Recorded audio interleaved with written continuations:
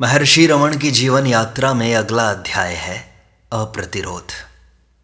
यह आपत्ति की जा सकती है कि यह सरल विश्वास श्री भगवान द्वारा उपदिष्ट एक रूपता के सिद्धांत से बहुत भिन्न है, परंतु केवल मानसिक स्तर पर ही इस प्रकार के सिद्धांतों में संघर्ष होता है। श्री भगवान का कहना था कि भगवान, गुरु या आत्मा के प्रति समर्पण ही आवश्यक है। जैसा कि एक बाद के अध्याय में दिखाया जाएगा, समर्पण की ये 3 पद्धतियां वस्तुतः भिन्न नहीं हैं। यहाँ इतना कहना पर्याप्त है कि उस व्यक्ति के लिए जो यह मानता है कि केवल एक ही आत्मा है, सभी बाह्य गतिविधि एक स्वप्न या चलचित्र प्रदर्शन होती हैं जो कि आत्मा के ऊपर हो रहा है और वह एक तटस्थ दर्शक की भांति इसे देख रहा है। बुराई या उत्पीड़न के अवसरों पर श्री भगवान की इस प्रकार की धारणा होती थी। गुरु मूर्तम के बाहर इमली के वृक्ष थे। जब श्री भगवान वहां रहते थे, वे कभी कभी किसी इमली के वृक्ष के नीचे जाकर बैठा करते थे। एक दिन जब कोई और व्यक्ति आसपास नहीं था, चोरों का एक दल इमली की पकी फलियां चुराने के लिए वहां आया। वृक्ष के नीचे तरुण स्वामी को मौन भाव से बैठे हुए देखकर उनमें से कहने लगा, कहीं से थोड़ा सा अम्ल रस लाओ और इसकी आंख में डाल दो, देखें फिर वह बोलता है कि नहीं। इस रस से भयंकर दर्द के अलावा आदमी अंधा भी हो सकता है। परंतु स्वामी अचल बैठे रहे, मानो उन्हें अपनी आंखों की ओर इमली की फली की कोई चिंता ही ना हो। दल के एक अन्य व्यक्ति ने उत्तर दिया, इसकी चिंता मत करो, यह हमें क्या नुकसान पहुंचाएगा। आओ हम अपना काम करें। पहाड़ी पर शुरू के वर्षों में कभी कभी हस्तक्षेप या विरोध होता था। साधुओं की विचित्र दुनिया में कुछ ठग भी होते हैं और कुछ ने अपनी वासनाओं को नियंत्रित किए बिना प्रयत्न से कुछ सिद्धियां भी प्राप्त कर ली होती हैं। भक्तों द्वारा दैवी दीप्ति संपन्न इतने तरुण स्वामी की प्रशस्ति के कारण कई साधुओं में विक्षोभ की भावना पैदा होना स्वाभाविक था। हालांकि अधिकांश साधु श्री भगवान के आगे नतमस्तक होते और उनकी कृपा की आकांक्षा करते थे। पहाड़ी पर एक कंदरा में एक वृद्ध साधु रहते थे। वे श्री भगवान का जब तक वे गुरु मूर्तम में रहे बड़ा सम्मान करते रहे। विरूपाक्ष आने के बाद श्री भगवान कभी कभी उनके दर्शनों के लिए जाते और उनके पास मौन भाव से बैठ जाते। यद्यपि वे तपस्वी जीवन व्यतीत कर रहे थे और उनके अनुयायी भी थे, तथापि वे अभी मानवीय वासनाओं पर विजय नहीं पा सके थे। इसलिए वे यह सहन नहीं कर सकते थे कि तरुण स्वामी के अनुयायियों की संख्या तो बढ़ती जाए और उनके अपने अनुयायियों की संख्या घटती जाए। वे श्री भगवान को मारने या भयभीत करके पहाड़ी से भगाने का निश्चय कर सूर्यास्त के बाद विरूपाक्ष के ऊपर पहाड़ी पर छिपकर बैठ गए और शिलाएं तथा पत्थर नीचे लुढ़काने लगे। श्री भगवान अविचल भाव से बैठे रहे। हालांकि एक पत्थर उनके बिल्कुल निकट आ गया। सतत जागरूक भगवान इस घटना चक्र से पूर्णतः परिचित थे। एक अवसर पर तो वे जल्दी जल्दी चुपके से पहाड़ी पर चढ़ गए और उन्होंने उस वृद्ध व्यक्ति को रंगे हाथों पकड़ लिया। फिर भी उस वृद्ध व्यक्ति ने इसे मजाक में उड़ाने की कोशिश की। जब उस वृद्ध साधु को अपने प्रयत्न में सफलता न मिली, तब उसने बालानंद नामक एक धूर्त की सहायता ली। वह व्यक्ति सुंदर और पढ़ा लिखा था। साधु के भेष में लोगों की आंखों में धूल झोंकता था। इस व्यक्ति ने श्री भगवान के कारण लाभ उठाना और ख्याति अर्जित करनी चाहिए, यह सोचकर कि तरुण स्वामी अपनी संत वृत्ति के कारण बुराई का प्रतिरोध नहीं करेंगे, उसने उनके गुरु होने का ढोंग रचा। वह दर्शकों से कहने लगा, यह तरुण स्वामी मेरा शिष्य है, या हाँ बच्चे को कुछ मिठाई दे दो। और वह श्री भगवान से कहता, हाँ तो मेरे बच्चे वेंकटरमण मिठाई ले लो। या वह अपने तथाकथित शिष्य के लिए बाजार जाकर चीजें खरीदने का ढोंग रचता। वह इतना धृष्ट था कि जब वह श्री भगवान के साथ अकेला होता तो वह उन्हें उद्दंड भाव से कहा करता, मैं दर्शकों से कहूँगा कि मैं तुम्हारा गुरु हूँ और उनसे पैसे ले लूँगा। इसमें तुम्हारी कोई हानि नहीं, इसलिए तुम मेरा विरोध मत करना। इस व्यक्ति के अभिमान और उद्दंडता का कोई अंत नहीं था और एक रात उसने कंदरा के बरामदे में पैखाना तक कर दिया। अगले प्रातःकाल वह अपने फालतू कपड़े, जिनमें कुछ रेशमी और जरीदार थे, कंदरा में छोड़कर बाहर चला गया। श्री भगवान ने कुछ नहीं कहा। उस प्रातःकाल वे पलानी स्वामी के साथ एक पवित्र स्थान की यात्रा के लिए चल पड़े और चलने से पहले पलानी स्वामी ने बरामदे को धोया, बालानंद के कपड़े बाहर फेंक दिए और कंदरा को ताला लगा दिया। जब बालानंद वापस लौटा वह बड़ा क्रुद्ध हुआ। पलानी स्वामी को डांटते हुए उसने कहा कि उसके कपड़े उसने छूने का साहस तक कैसे किया। श्री भगवान को उसने आदेश दिया कि वे तत्काल ही उसे दूर भेज दें। न तो पलानी स्वामी ने और न श्री भगवान ने इसका कोई जवाब दिया, इस ओर ध्यान भी नहीं दिया। क्रोध में बालानंद ने श्री भगवान पर थूक दिया। फिर भी श्री भगवान अनुद्विग्न भाव से बैठे रहे। उसके साथ जो शिष्य थे वे भी किसी प्रकार की प्रतिक्रिया के बिना शांत भाव से बैठे रहे। नीचे की कंदरा में रहने वाले एक भक्त ने यह सब सुन लिया और वह यह चिल्लाता हुआ दौड़कर आया, तुम्हारी यह हिम्मत की तुम स्वामी पर थूको। इस भक्त को धूर्त बालानंद पर हाथ उठाने से बड़ी मुश्किल से रोका गया। बालानंद ने अनुभव किया कि वह बहुत आगे बढ़ गया है और कुशलता इसी में है कि वह तिरुवन्नामलाई छोड़ दे। वह डींग मारकर कहने लगा कि पहाड़ी में रहने के लिए उपयुक्त स्थान नहीं है। वह वहाँ से चला गया। रेलवे स्टेशन पहुंचकर वह बिना टिकट किए दूसरे दर्जे के रेल के डिब्बे में घुस गया। एक तरुण दंपत्ति भी उसी डिब्बे में थे। उसने उस तरुण को भाषण देना और उस पर हुक्म चलाना शुरू कर दिया। जब उस तरुण ने बालानंद की ओर कोई ध्यान नहीं दिया तो वह बहुत क्रुद्ध हुआ और कहने लगा, तुम मेरी बात क्यों नहीं सुनते? इस लड़की के प्रति कामासक्ति के कारण तुम मेरे प्रति समुचित सम्मान प्रदर्शित नहीं कर रहे। इस पर उस युवक ने अपना जूता निकाला और उसकी खूब अच्छी तरह से मरम्मत कर दी। कुछ महीने बाद बालानंद लौट आया और फिर उत्पात मचाने लगा। एक अवसर पर वह भगवान की आंखों की ओर स्थिर दृष्टि करके बैठ गया और कहने लगा कि वह उसे निर्विकल्प समाधि की दिशा में ले जाएगा।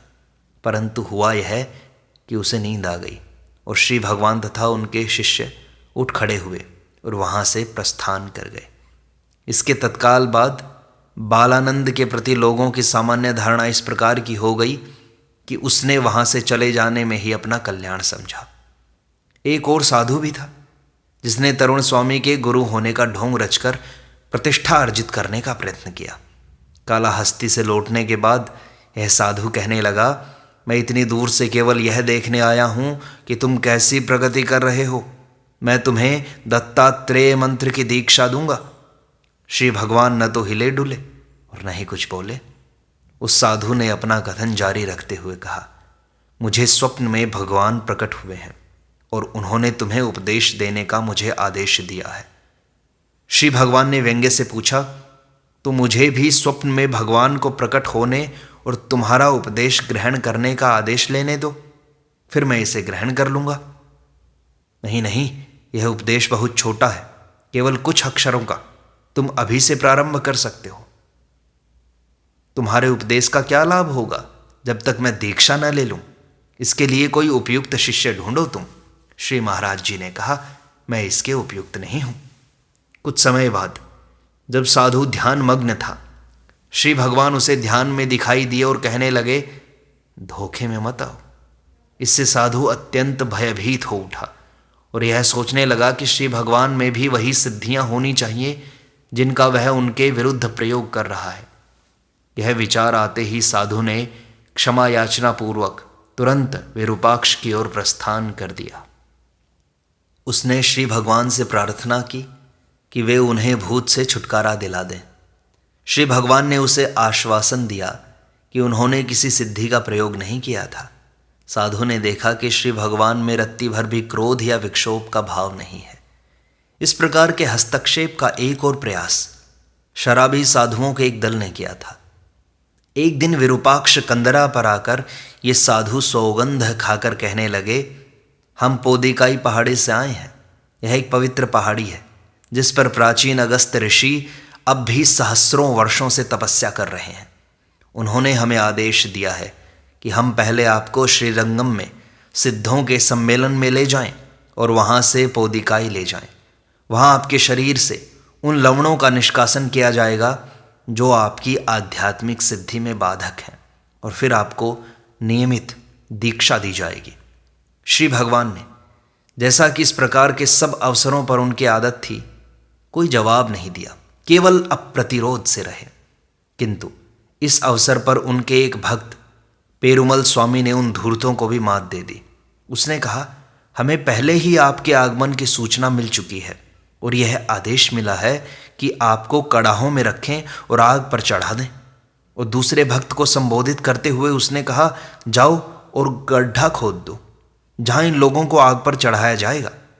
वे शराबी साधु यकायक भाग खड़े हुए। सन 1924 में जब श्री भगवान पहाड़ी की तराई में स्थित वर्तमान आश्रम में निवास कर रहे थे, कुछ चोरों ने उस शाला में सेंध लगाई जिसमें उनकी माता का स्मारक था। वे कुछ चीजें चुरा कर ले गए। कुछ हफ्तों बाद 3 चोर आश्रम में पुनः चोरी करने आए। 26 जून का दिन था और लगभग 11:30 बजे का समय। अंधेरी रात थी। श्री भगवान पहले ही माता के स्मारक के सामने वाले महाकक्ष में चबूतरे पर विश्राम करने के लिए चले गए थे। 4 भक्त खिड़कियों के निकट फर्श पर सो रहे थे। इनमें से 2 युवक कुंजू स्वामी और मस्तान ने बाहर किसी को यह कहते सुना, अंदर 6 आदमी सो रहे हैं। कुंजू चिल्लाया, वहां कौन है? चोरों ने अंदर के लोगों को डराने के लिए खिड़की तोड़नी शुरू की। कुंजू स्वामी और मस्तान उठे तथा उस चबूतरे की ओर गए जहां श्री भगवान थे। चोरों ने उस तरफ की खिड़की तोड़ी, परंतु श्री भगवान अविचल भाव से बैठे रहे, अप्रतिरोध से। तब कुंजू स्वामी महाकक्ष के उत्तरी द्वार से बाहर निकल गया, क्योंकि चोर दक्षिण की ओर थे। वह दूसरी झोंपड़ी में सो रहे एक भक्त रामकृष्ण स्वामी को सहायता के लिए बुला लाया। जब उसने दरवाजा खोला तब आश्रम के 2 कुत्ते जैक और करुणप्पन बाहर दौड़ पड़े। चोरों ने उन्हें और जैक को मारा तथा भाग खड़े हुए। करुणप्पन बचने के लिए दौड़कर महाकक्ष में आ गया।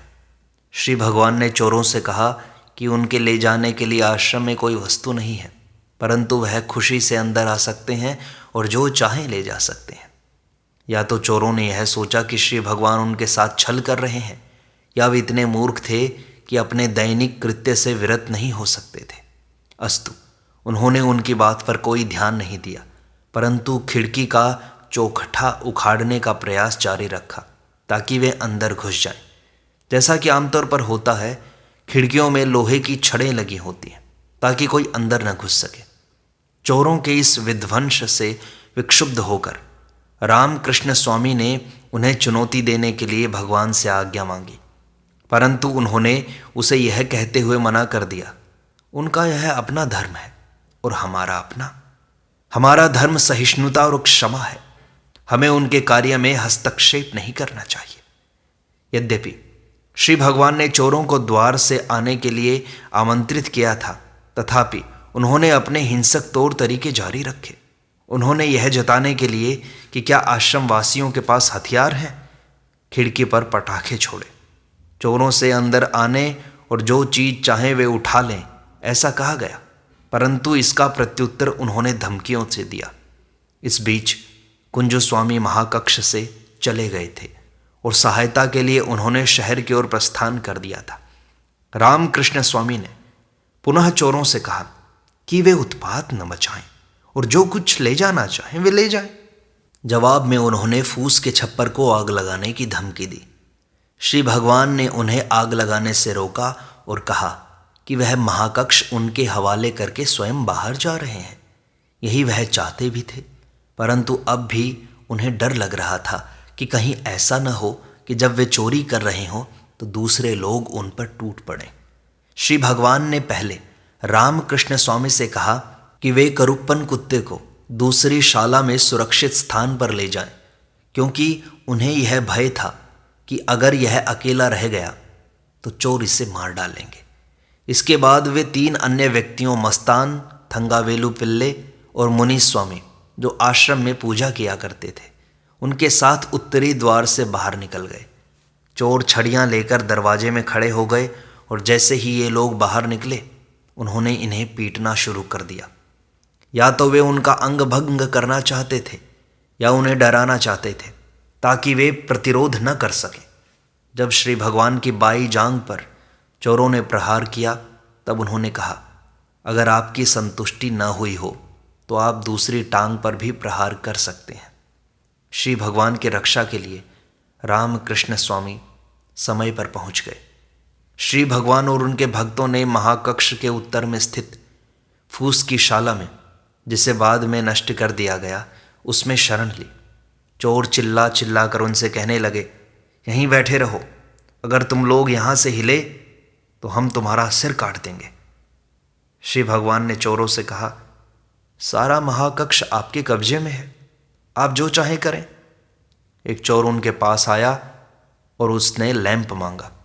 श्री भगवान के आदेश पर रामकृष्ण स्वामी ने उसे जलता हुआ लैंप दे दिया। फिर एक चोर आया और उसने अलमारी की चाबियां मांगी, परंतु चाबियां कुंजो स्वामी अपने साथ ले गए और चोर को यह बता दिया गया। चोरों ने अलमारियां तोड़कर खोली। उनके हाथ कुछ चांदी के पत्थरे जो मूर्तियों की सजावट के लिए रखे गए थे, कुछ आम और थोड़े से चावल, कुल मिलाकर 10 रुपए का सामान हाथ लगा। थंगावेलु पिल्ले के 6 रुपए भी चोर ले गए। चोर थोड़ा सा सामान हाथ लगने से बहुत निराश हुए। एक चोर छड़ी घुमाता हुआ वापस आया और पूछने लगा, आपका धन कहाँ है, आप उसे रखते कहाँ हो? श्री भगवान ने उस चोर से कहा, हम गरीब साधु हैं, दान के सहारे गुजर बसर करते हैं, हमारे पास धन कहाँ से आया? चोर को बड़ी झुंझलाहट हो रही थी और क्रोध आ रहा था, पर वह कर क्या सकता था। श्री भगवान ने रामकृष्ण स्वामी तथा अन्य भक्तों से अपने घावों की मरहम पट्टी कराने के लिए कहा। रामकृष्ण स्वामी ने पूछा, स्वामी आपका क्या होगा? श्री भगवान हंस पड़े और उन्होंने व्यंग्य भाव से उत्तर दिया, मेरी भी पूजा हुई है। श्री भगवान की जांघ के घाव को देखकर रामकृष्ण स्वामी को यकायक क्रोध आ गया। उसने पास पड़ी हुई लोहे की एक छड़ उठा ली और स्वामी से बाहर जाकर यह देखने की आज्ञा मांगी कि चोर क्या कर रहे हैं, परंतु श्री भगवान ने उन्हें रोक दिया। कहा, हम साधु हैं, हमें अपना धर्म नहीं छोड़ना चाहिए। अगर तुम बाहर गए और तुमने उन्हें मारा और किसी की मृत्यु हो गई तो इसके लिए दुनिया हमें दोषी ठहराएगी ना? वे तो पथभ्रष्ट हैं और उनकी आंखों पर अज्ञान का पर्दा पड़ा है, परंतु हमें तो ठीक रास्ते पर चलना चाहिए। अगर तुम्हारे दांत यकायक तुम्हारी जुबान को काट लें तो क्या उन्हें उखाड़ फेंकोगे? सवेरे के 2 बजे चोर वहां से चले गए। कुछ देर बाद कुंजू स्वामी एक ग्राम अधिकारी और 2 पुलिस के सिपाहियों के साथ वापस लौटा। श्री भगवान अब भी उत्तरी शाला में बैठे हुए थे और अपने भक्तों से आध्यात्मिक विषयों पर चर्चा कर रहे थे। पुलिस के सिपाहियों ने श्री भगवान से घटना के संबंध में पूछा और उन्होंने केवल इतना ही कहा, कुछ मूर्ख लोग आश्रम में घुस आए थे, जब उनके हाथ कुछ नहीं लगा तो वे निराश होकर चले गए। पुलिस वालों ने इसे दर्ज कर लिया और वे ग्राम अधिकारी के साथ वापस चले गए। मुनि स्वामी उनके पीछे दौड़ता हुआ गया और उसने कहा कि चोरों ने स्वामी को तथा अन्य भक्तों को पीटा है। प्रातःकाल सर्कल इंस्पेक्टर, सब इंस्पेक्टर और एक हेड कांस्टेबल जांच पड़ताल के लिए आए और बाद में डिप्टी सुपरिटेंडेंट पुलिस आए। श्री भगवान ने किसी से भी अपनी चोट का या चोरी का, जब तक कि उनसे इस बारे में पूछताछ नहीं की, उन्होंने जिक्र नहीं किया। कुछ दिन बाद कुछ चुराई गई चीज़ें मिल गई, चोर पकड़ लिए गए और उन्हें सजा हुई। इस तरह रमण महर्षि केवल अप्रतिरोध की मूर्ति थे। वे कभी भी किसी का प्रतिरोध नहीं करते थे और इस प्रकार उनकी जीवन यात्रा में यह अप्रतिरोध नामक अध्याय संपूर्णता को प्राप्त होता है। शेष अगले अंक में।